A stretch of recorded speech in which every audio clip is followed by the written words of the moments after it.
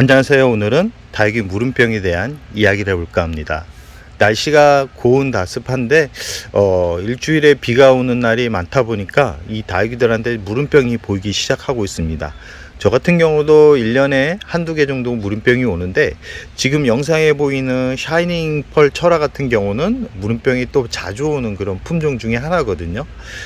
며칠 전부터 잎이 좀 이상하다, 수상하다 라는 정도를 예상을 했지만 그대로 방치를 했습니다. 왜 그러냐면, 이 가끔은 이렇게 아팠던 다육이들이 스스로 병을 치료하는 경우가 있었기 때문에 지금 자르면 더 문제가 될 가능성이 높아서 그대로 두었는데, 아마 제 판단이 잘못되었다는 것을 또 오늘 또 경험을 하게 되는데요.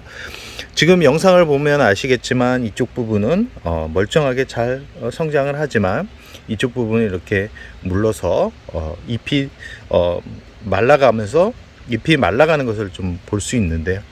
이 목대를 잘 보시면 검은색으로 이렇게 변해가고 있는 모습을 보실 겁니다.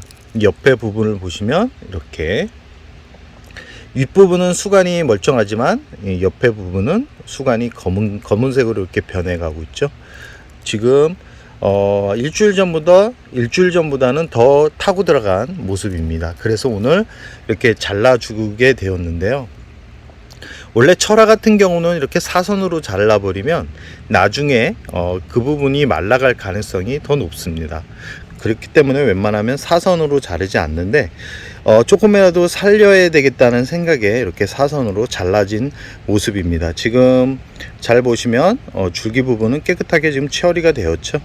다행히 이 부분은 살릴 수 있습니다. 한 사이즈로 보면 한 10cm 정도 되는데, 좀 걱정되는 부분은 이 무름병이 한번 찾아온 그런 다육이들 같은 경우는 치료를 해도 그렇게 크게 성장을 하지 못합니다. 너무 빨리 심어주게 되면 무름병이 또 진행이 되는, 이 무름병이 참 무서운 병입니다. 이게 이 약으로 치료될 수 있는 부분이 많지 않습니다. 한번 진행이 되면 버려야 되는 그런 단계까지 오는데요. 예방은 할 수 있지만 완전하게 치료가 쉽지 않은, 어떻게 보면 사람으로 말하면 암이라고 생각을 하시면 됩니다. 그 부분을 잘라내야지만 살릴 수 있는. 다행히도 이제 이 부분은 남았지만 아까 보여드렸던 이 부분은 버려야 됩니다.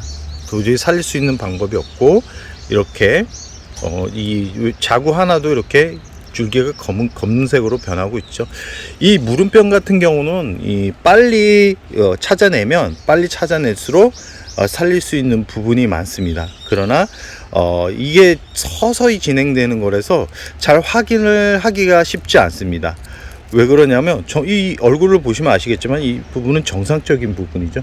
그렇기 때문에 이 줄기 상태가 검게 변하거나 아니면 잎의 상태를 잘 확인하셔야 됩니다. 지금 잎의 상태를 보시면 아시겠지만 초록빛 얼굴이 이렇게 정상적으로 보여지고 있죠. 무름병이 진행된 그런 다육이들 같은 경우는 이 잎이 물렁물렁하면서 투명하게 변해갑니다. 변해가면서 처음 영상에 보여드렸듯이 잎이 오렌지빛으로 물이 들어가면서 서서히 말라가는 그런 얼굴을 가지고 있다 그러면 꼭 이 줄기 부분을 잘 살피셔야 됩니다. 그러고 나서 줄기가 검게 변하는 부분이 있는데, 검게 변하는 부분에서 약 한 0.5cm 정도 더 안쪽으로 들여서 잘라 주셔야지만 이 무름병이 더 진행되지 않는다라는 거, 지금 영상을 보면 잘 아시겠지만 자른 단면이 깨끗하죠. 이렇게 깨끗한 단면을 충분하게 말려 주셔야 되는데, 바로 이제 2-3일 지나서 말려서 심어 주시는 분들이 있는데, 절대 심어 주시지 말라는 말씀을 드리고 싶습니다. 보통 일주일이나 2주 정도, 저 같은 경우는 바짝 말려가지고 그러니까 뿌리가 나올 때까지 기다렸다가 심어주는데, 아까도 말씀드렸듯이 한번 무름병이 진행되면 다시 진행될 가능성이 높습니다. 그렇기 때문에 충분하게 말리면서 이 줄기 상태를 잘 보셔야 되는데, 이 줄기가 또 검은색으로 변해가면서 또 이 위쪽으로 올라간다 그러면 그 윗부분을 또 잘라 주셔야 됩니다. 지금 그나마 이제 반 정도를 이렇게 살릴 수 있었는데요.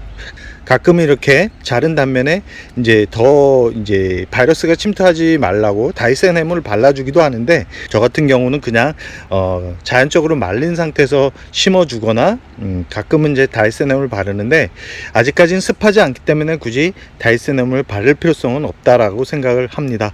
이 상태에서 그대로 바람이 잘 통하는 곳에 이렇게 놓고 기다리시면 되는데, 가끔은 이제 아까도 말씀드렸듯이 바로 크게 올려놓으시는 분들이 있는데, 놓지 않는 게 좋다라는 말씀을 드리고 싶고요.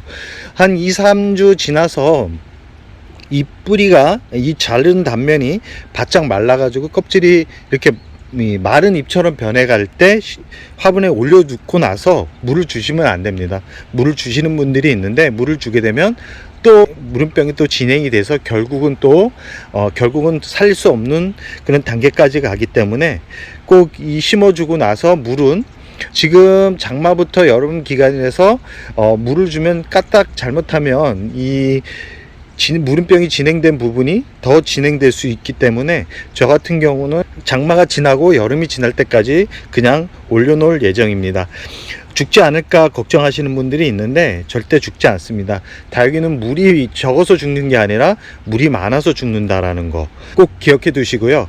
이 무름병이 오지 않게 관리를 하기 위해서는 물을 너무 자주 주시면 안 됩니다. 그리고 이 줄기 부분이 그러니까 목대 부분이라 그러죠. 목대 부분이 얇은 그런 철화는 구입을 하지 않는 게 좋습니다. 그리고 일반 목대일 경우도 너무 가는 그런 줄기를 고르지 않는 게 좋다라는 말씀을 드리고 싶습니다. 무름병은 아까도 말씀드렸듯이 예방은 할 수 있어도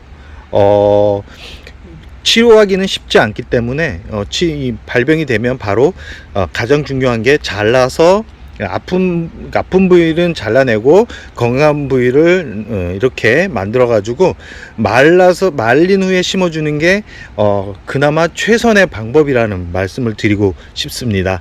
오늘은 무름병에 대한 이야기를 해봤는데요. 무름병이 오기 전에 잘 관리를 하시기 바랍니다. 끝으로 무름병이 와서 이렇게 잘라준 줄기 부분 같은 경우는 정말 바짝 말려서 심어주라는 말씀을 드리고 싶고요. 지금 만약에 자른다 생각하시면 가장 좋은 거는 여름이 지나고 나서 심어주는 게 가장 좋다라는 말씀을 드리고 싶습니다. 절대 안 죽으니까 너무 걱정할 필요성은 없다라는 말씀을 드리면서 오늘의 영상을 마무리할까 합니다.